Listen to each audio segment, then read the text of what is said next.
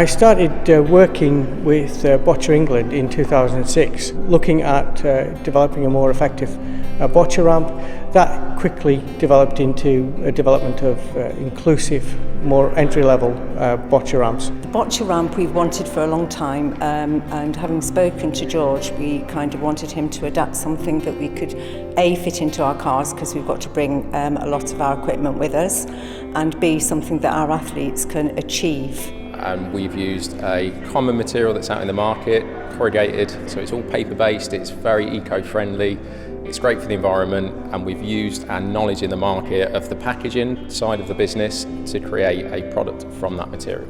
It's been very successful and very well used in all of our sessions. We run a session for 2 to 7 year olds, just for them to get used to all the things that they can start doing of hand-eye coordination, but achieving something at the end of it. So by the Boccia, rolling down the ball and then achieving that, it's been very successful.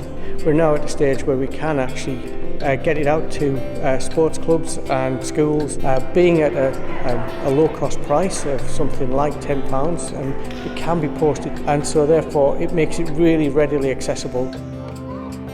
The inclusive golf was also that a lot of our athletes come along with their siblings and fathers and parents who probably play golf, so we want them to feel that they're inclusive in playing things along with their families. It's been a bit of a shorter lead time and development cycle than the Boccia ramp, but it's using the knowledge that we've gained from that development through the Boccia ramp, making sure that it's as inclusive as it possibly can be, and make sure that we're creating a product that is pretty simple to use, it's effective for the market, and it follows all those sustainability goals.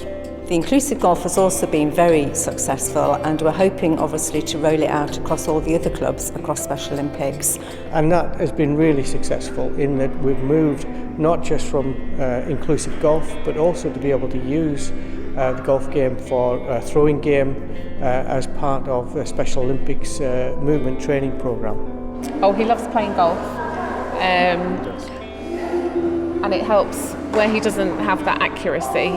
It just gives him that he can compete with his brother on a similar level. Even level, field. Yes.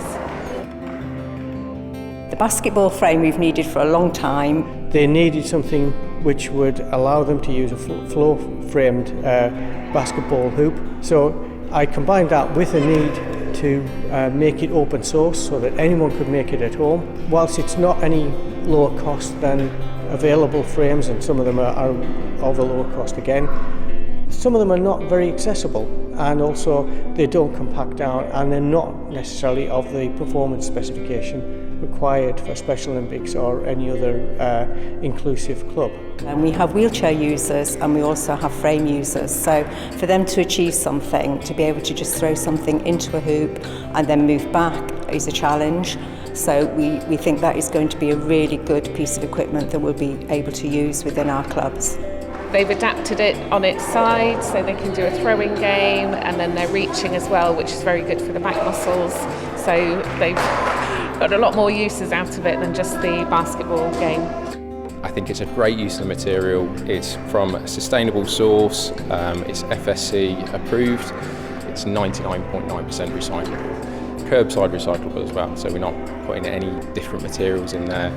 Working in collaboration with Loughborough Uni, and from the product design background and the engineering background of it, it's engineering a product that has a definitive life cycle. It has a specific time that it needs to be in the market, it has a specific job to do, and after that time there is no knock-on effect to the environment. Our bread and butter of our business is to create packaging. To use it in a different guise and to use it as a product, I think is quite unique in the market. As a designer, I'm all about translating what people want into something that is available and they can use. And so from that viewpoint, it's been invaluable talking with all the sports coaches, with the different teams, seeing both Special Olympic athletes as well as Boccia players playing the game, doing their training. That's given us great insights and been able to help us know exactly what each individual athlete, player, as well as clubs need. We have a motor activities training programme which is for complex needs children, which we're setting up in schools and hopefully group homes. So I think we'll be able to make a lot of use out of the equipment that we've already got, but also they might come forward and say, we would like XYZ making, and so therefore it's going to be really successful partnership with them.